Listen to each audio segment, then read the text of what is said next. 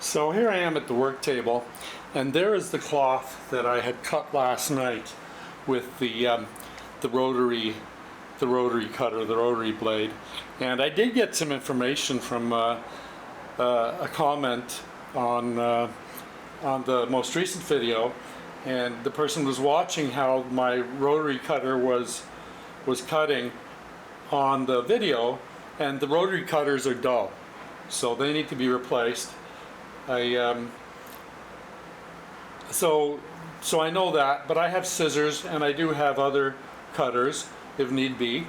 So here I am with all the cloth that I cut, and what I'm going to do today is I'm going to move the sewing machine over from where it is over there, and I'm going to put it on the desk we're looking at, and that is where I'm going to start working off the list of the 10 newbie stitches. So, and I'll just pan to the right and let you see where the sewing machine is currently. So that's where the sewing machine is right now, and just to the right of the sewing machine in the light there, you can see the ironing board and the iron back there, and there's also a whole lot of cloth on the ironing board as well.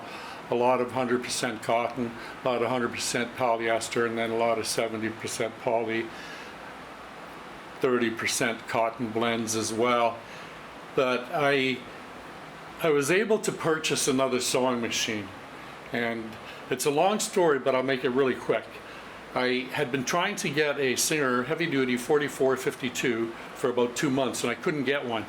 And then I went online here in Montreal the other day to a personal for sale site kind of thing, buy and sell site, and they had a 4452 advertised for sale.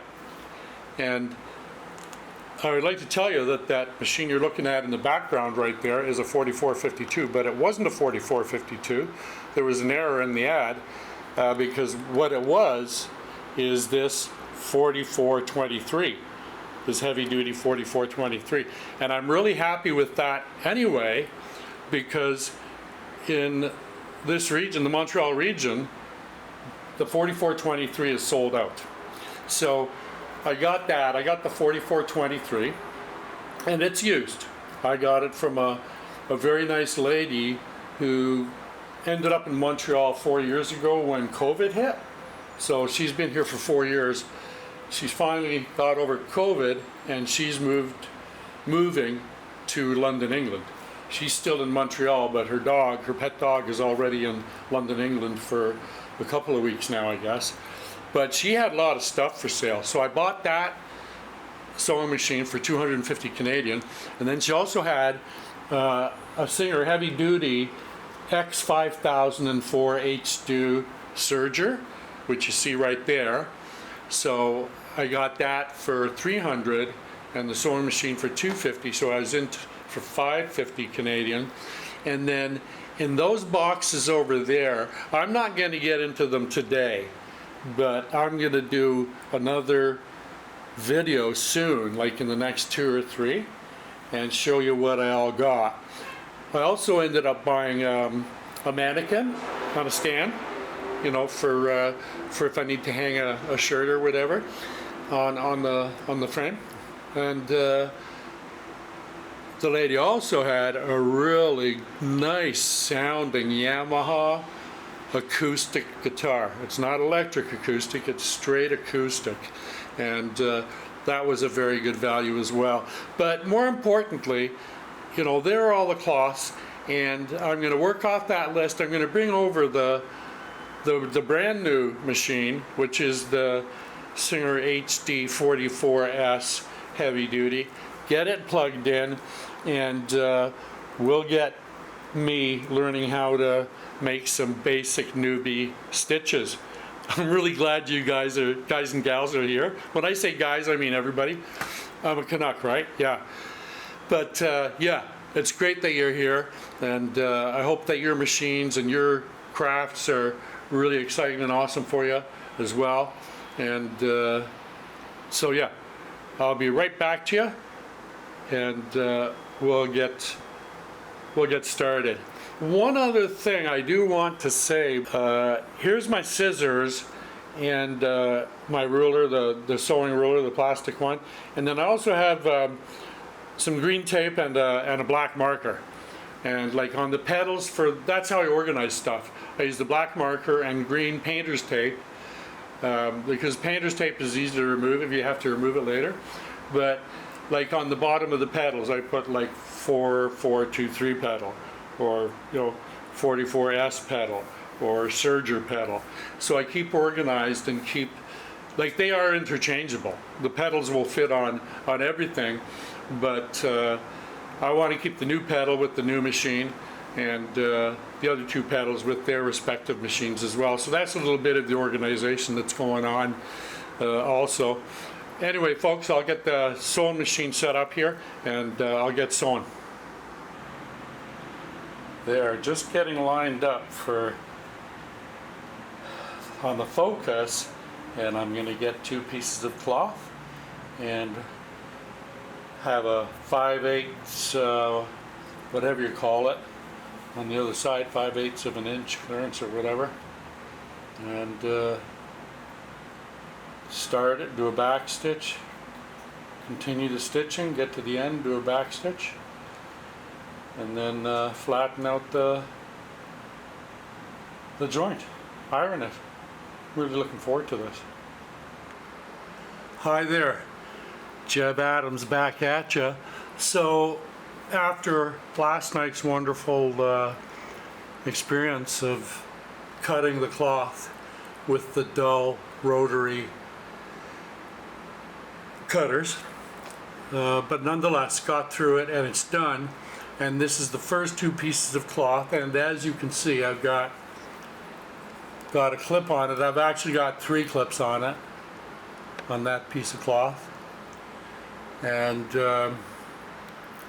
pan down there, you can kind of see some more there, 2 more down there. So here I am ready to start sewing. And for the seam allowance, the instructions that I've been following dictate a 5/8 of an inch seam allowance. And that's what I've got here. And a couple of other points that I want to remind myself of, because I have no experience as a sewer, and what I've done for my start here is, I'm having a little bit of an issue getting a good focus on this thing. There we go. So what I've done is, I do have a goodly length of extra thread at this end on the bobbin thread and the upper thread. The orange is the upper, the white is the bobbin. And I'm using a 5/8 seam allowance, or whatever the correct term is. So I know that as I sew, I don't want to be watching the needle and the thread, because that's, a magical vision to watch that all occurring. What I have to watch is that I'm maintaining the 5/8 seam allowance all the way through the fabric. And then once I get it sewn, I'm going to take it over to the ironing board and give it a quick pressing to flatten out the seam. So, and I've never practiced this before, so this is like really new. I'm just going to adjust the camera slightly, and then we'll have some action. Okay, we're in business now, I do believe. So I will ever so gently remember. So, the needle is buried. Yes, that is correct. The threads have a goodly amount available. I'm going to just lay a finger gently there, and I have the pedal over here in my hand on the table. It's going to be hard to back tack with that on the table, so I'm just going to put it down on the floor, and then I'll be able to back tack correctly. Here we go. Everything's a go? Yes, we got it on.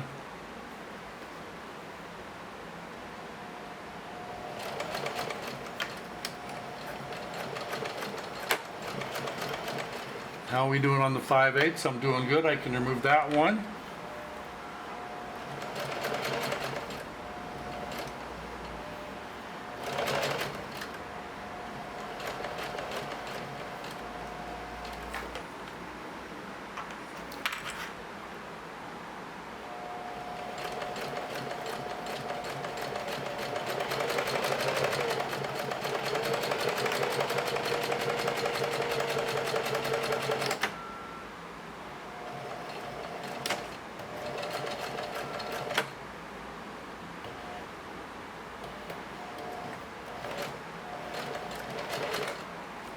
There, so I've run off the edge of the cloth. I've lifted the foot.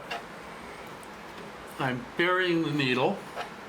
I'm pivoting the cloth. Now I'm raising the needle, always turning the balance wheel towards me.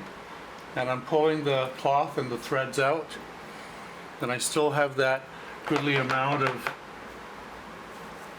4 or 5 inches.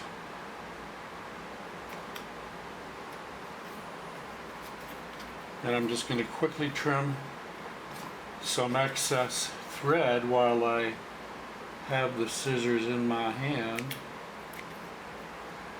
There's my garbage can over there. Well, that's no good. I'll just have to throw it on the floor. Whoopsie daisy. I inadvertently started to sew. So that's what we have now. I'm going to have to move that camera. Okay. I'll show you what I got. There's that. There's the other end, the back tack. Top end back tack. And that's the bottom for the other side.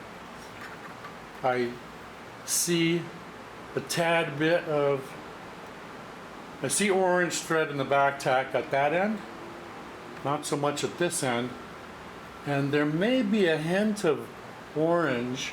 I have the upper tension set at number 3 on the upper tension dial.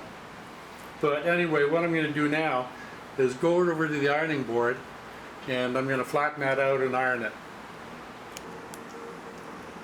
Alright, we're lined up now and I'm going to give this stitch a quick press. Flatten that whole thing down. And I learned this on YouTube at a couple of sites. And then I'm going to take that, and he said to take it and lay the seam down on one side. So I'll lay the side down. See, that's the bottom.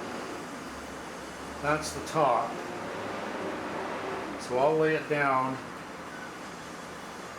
like that. I'll press that down nice and flat. So now I have to do that with 4 more. And those will be my sample pieces for making the rest of the different stitches. What that is the basic straight stitch.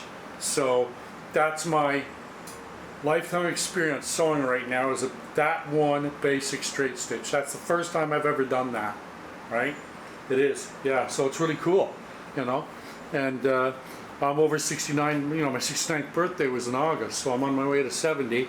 And, you know, it's the thinking that keeps you young, right? Anyway, so I'm going to get on doing the other ones, stitching them together, and then ironing them. But for now, this is the end of this video. And I just wanted to get this posted up pretty quick, show you how I did. And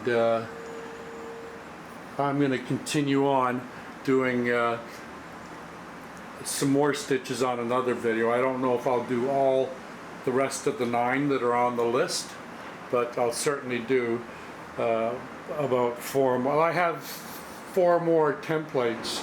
I have 4 more test strips. So I'm going to do 4 more stitches in the next video. Hey, listen, thanks for being here. Hope you enjoyed this. Hope this was helpful. Please subscribe. I could use the subscriptions. And have fun with your machines and your crafts in your life. And yeah, have fun and stay safe. Come on back real soon. Adios, amigos.